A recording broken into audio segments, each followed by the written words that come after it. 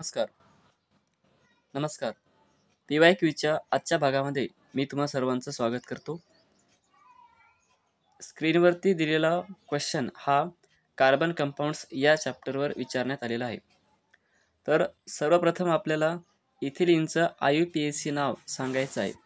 Ethylene म्हणजेच कार्बनची संख्या 2 आणि यामध्ये 2 कार्बन हे डबल बॉन्डनी अटॅच आहेत आणि डबल बॉन्ड असलेला हायड्रोकार्बन म्हणजेच अल्किन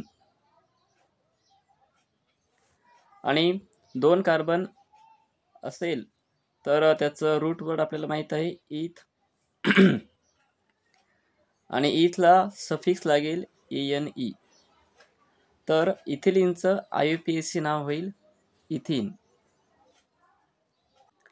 नंतर आपल्याला ॲसिटिलीनचा स्ट्रक्चरल फॉर्म्युला सांगायचा आहे, ज्याचं IUPAC नाव आपल्याला दिलेलं आहे आणि ते आहे इथाईन. यावरूनच आपल्याला याचं स्ट्रक्चर काढता येईल. तर यामध्ये सफिक्स आहे YNE. YNE म्हणजेच हा प्रकार आहे अल्काईनचा आणि अल्काईनमध्ये 2 कार्बनमध्ये ट्रिपल बॉन्ड असतो आणि इथे इथाईन असल्यामुळे इथाईनमध्ये सुद्धा कार्बन कार्बन 2च कार्बन आहेत आणि इथे कार्बनची संयुजा 4 असते, म्हणून दोघांची सध्या संयुजा 3 आहे, म्हणून दोघांनाही एक एक हायड्रोजन दिल्यास आपल्याला जे तयार होणारं स्ट्रक्चर मिळेल ते आहे ॲसिटिलीनचं CH ट्रिपल बॉन्ड CH. आता दिलेल्या कंपाऊंडचं आपल्याला IUPAC नाव सांगायचं आहे. इथे 2 कार्बन आहेत आणि 2 कार्बन म्हणजेच इथ सिंगल बॉन्ड ANE आणि प्लस इथे हा जो क्रियात्मक गट आहे COOH याचं IUPAC मध्ये नाव होते ऑइक ॲसिड आणि या कंपाऊंडचं IUPAC नाव तयार करत असताना इथला जो E आहे तो E रिप्लेस होईल, म्हणजेच याचं नाव होईल आता इथेन ऑइक ॲसिड म्हणजेच इथेनॉइक ॲसिड. हा इथेनमधला फंक्शनल ग्रुपमधल्या ऑइकने रिप्लेस होतो आणि नाव होते इथेनॉइक ॲसिड. मित्रांनो, हा प्रश्न बऱ्याच वेळा परीक्षेला विचारण्यात आलेला आहे. कधी कधी याचं कॉमन नेमसुद्धा विचारलेलं असते. आता आपल्याला मिथिल अल्कोहोल किंवा मिथेनॉल याचा स्ट्रक्चर काढायचा आहे.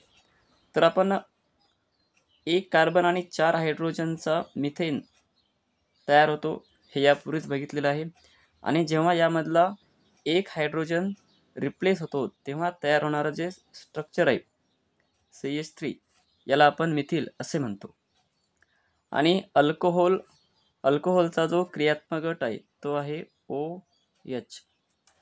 हा या ठिकाणी मिथिल अल्कोहोल किंवा मिथेनॉल तयार झाला. दिलेल्या कंपाऊंडचा आपल्याला कॉमन नेम सांगायचं आहे. तर याचं कॉमन नेम आहे ॲसिटोन. कारण यामध्ये जो क्रियात्मक गट आहे तो आहे CO ज्याचं नाव आहे कीटोन. ठीक आहे.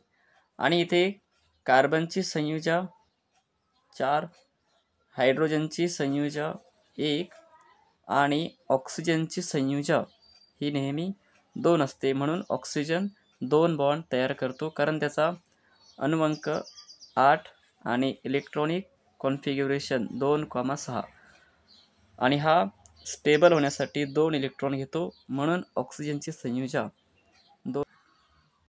धन्यवाद.